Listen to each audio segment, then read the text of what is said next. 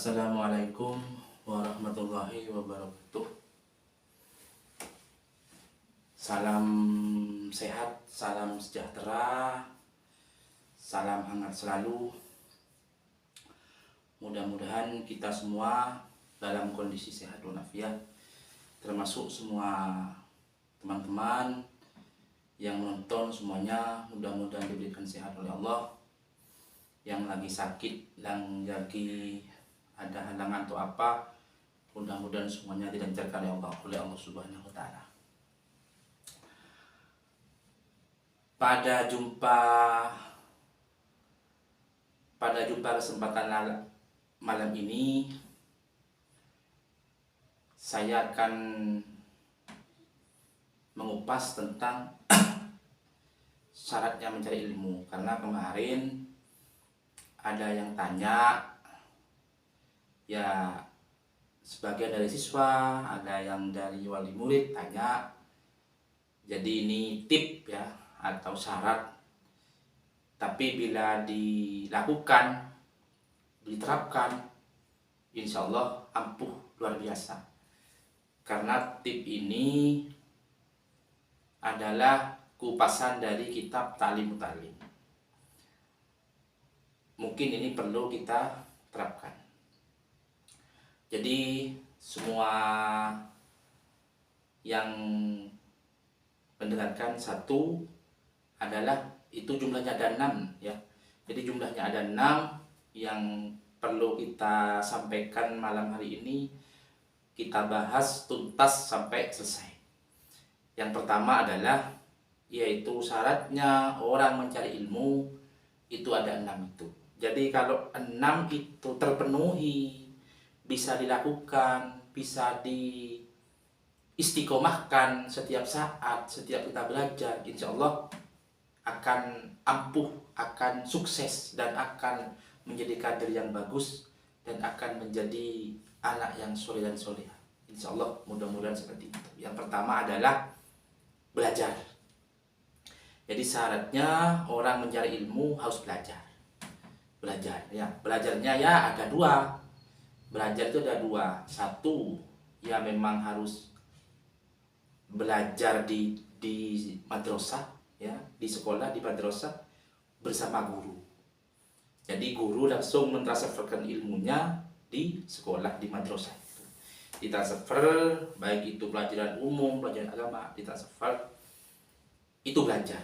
Kalau tidak mengikuti akan ketinggalan. Terus di rumah pun juga belajar, harus belajar. Walaupun 1 jam, setengah jam, harus istiqomah, harus belajar. Dan tentunya harus ada dukungan dari orang tua. Kalau tidak ada dukungan dari orang tua, berarti masih kurang sempurna. Nah, perkembangannya lambat. Itu harus belajar. Nomor 2 adalah syaratnya orang mencari ilmu harus bersungguh-sungguh. Bersungguh-sungguh itu sak temene, sebenar-benarnya mencari ilmu. Itu kadang-kadang niatnya itu kadang-kadang tidak greget orang. Pokok sekolah, selesai sekolah ya pulang, besok berangkat lagi. Tidak ada greget, tidak ada keinginan untuk mengembangkan karya, tidak ada keinginan untuk lebih pintar lagi, lebih rajin lagi. Membiarkan saja. Semua pekerjaan apapun ketika dilakukan tidak bersungguh-sungguh, tidak akan mendapatkan. Man jadda wa jadda. Siapa yang bersungguh-sungguh, ia akan mendapatkannya. Akan mendapatkan sesuai dengan keinginannya. Jadi nomor 2 saja mencari ilmu harus bersungguh-sungguh. Baik itu orang tua, baik itu pelajar. Orang tua, pelajar itu saling keterkaitan. Kadang orang tuanya lemes, anaknya rajin, tapi juga berkurang ketika tidak saling kompak orang tua dengan siswa. Nomor 3, sabar. Jadi syaratnya nomor 3 itu sabar. Sabar itu harus sabar. Sabarnya itu ya orang tua sabar, siswa sabar. Kadang-kadang siswa ketika orang tua tidak punya uang, tidak disangoni, ya harus sabar.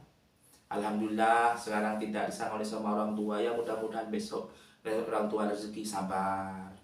Orang tua pun juga begitu. Kadang-kadang anak pulang dari madrasah bertengkar, terus bertengkar dengan temannya di jalan, terus ngamuk, ya, nyampe di rumah, akhirnya laporan ke orang tua, mak, ibu saya keket apa gitu tadi digigitkan, apalagi sampai luka ya.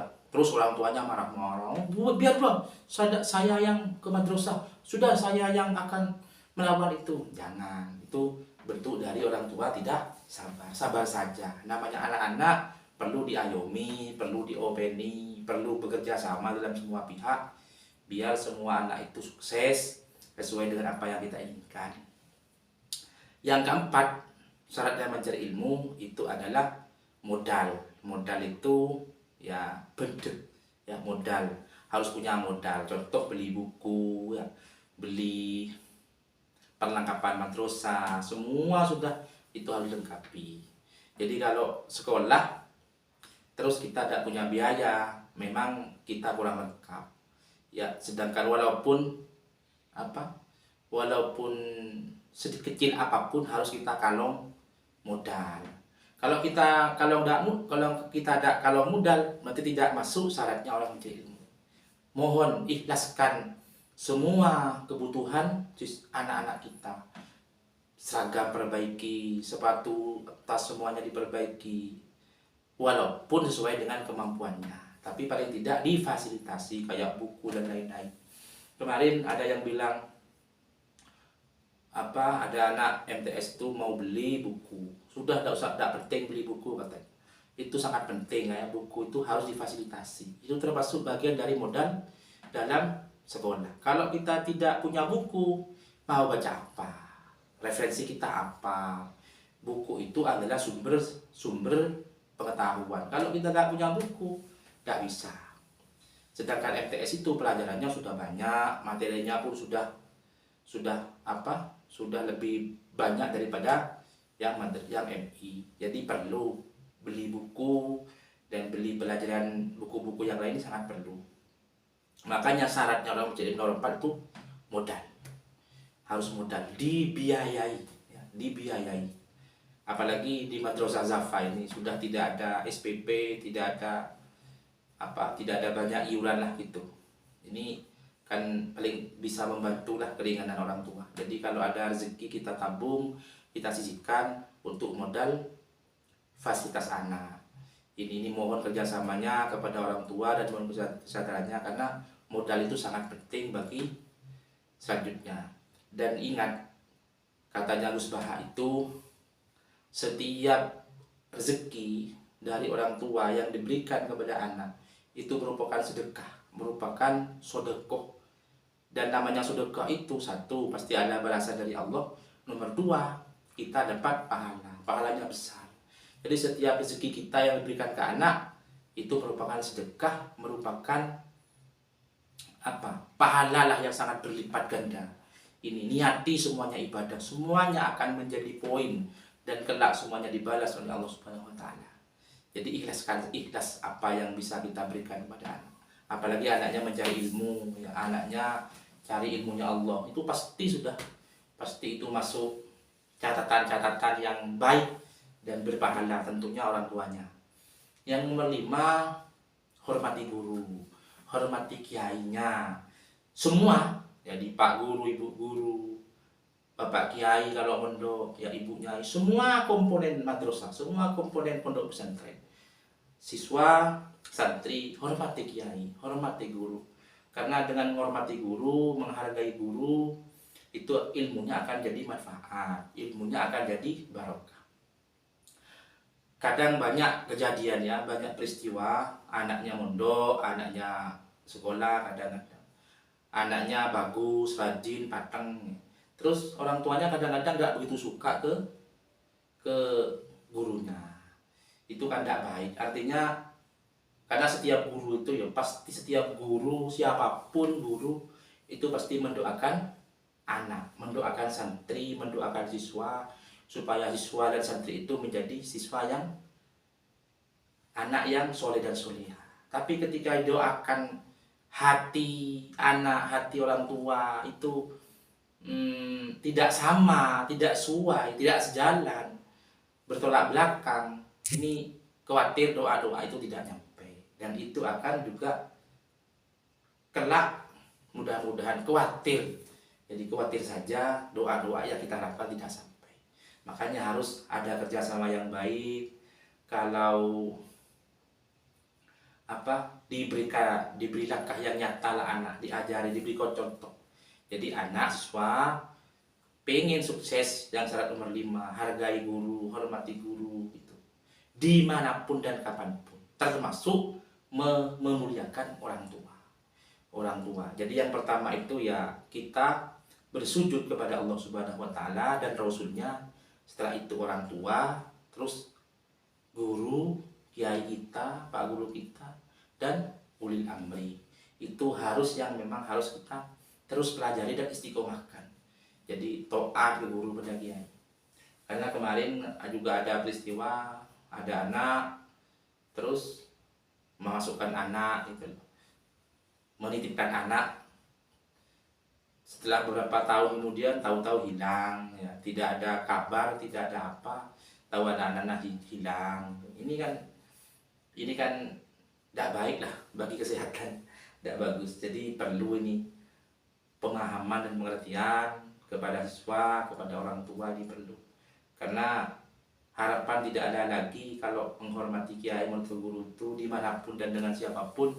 Itu harapannya, mudah-mudahan ilmunya anak yang diperoleh dari pondok, dari sekolah, mudah-mudahan manfaat dan barokah. Itu saja sudah harapan seorang guru.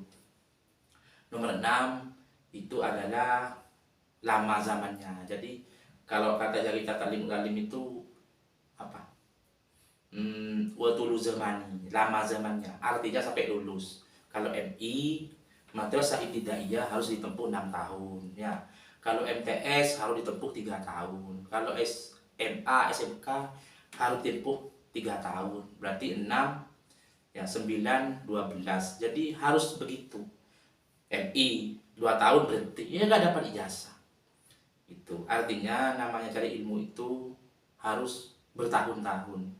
Jangan sampai sekolah di MI maupun MTS belum lulus sudah dinikahkan, sudah kawin dini. Jangan, kasihan anak-anak.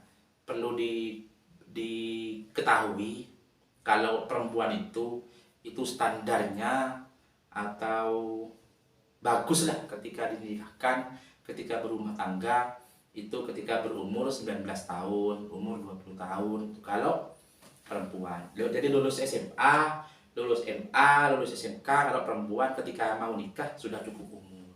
Secara administrasi ke KUA pun juga direkomendasi. Kalau laki-laki itu harus dianjurkan berumur 23, 24, 25. Itu matang sudah ketika masuk rumah tangga. Bukannya tidak boleh ketika menikah dini. Cuma secara administrasi dan juga secara kematangan pola pikir dan emosional itu semakin matang ketika umur sudah cukup menikah. Itu 6 itu saya harap bisa kita belajar bersama, bisa kita ingat. Mudah-mudahan semua santri, siswa-siswa kita, anak-anak kita, mudah-mudahan semuanya kelak punya anak yang soleh dan solehah, dan kita kelak apa yang saya berikan, apa yang kita berikan, mudah-mudahan semuanya tercatat dengan rapi dan dibalas oleh Allah Subhanahu wa taala. Amin ya rabbal alamin. Insyaallah kita itu terlalu banyak dosa kalau kita tidak punya anak yang soleh dan soleh. Saya kira kurang sempurna hidup, karena semuanya juga akan kita berharap doa-doa terbaik kepada anak-anak kita. Mungkin itu sudah yang bisa kami sampaikan malam hari ini. Mudah-mudahan sehat selalu, bahagia selalu. Kami akhiri, wallahul muwaffiq ila aqwamit thoriq. Assalamualaikum warahmatullahi wabarakatuh.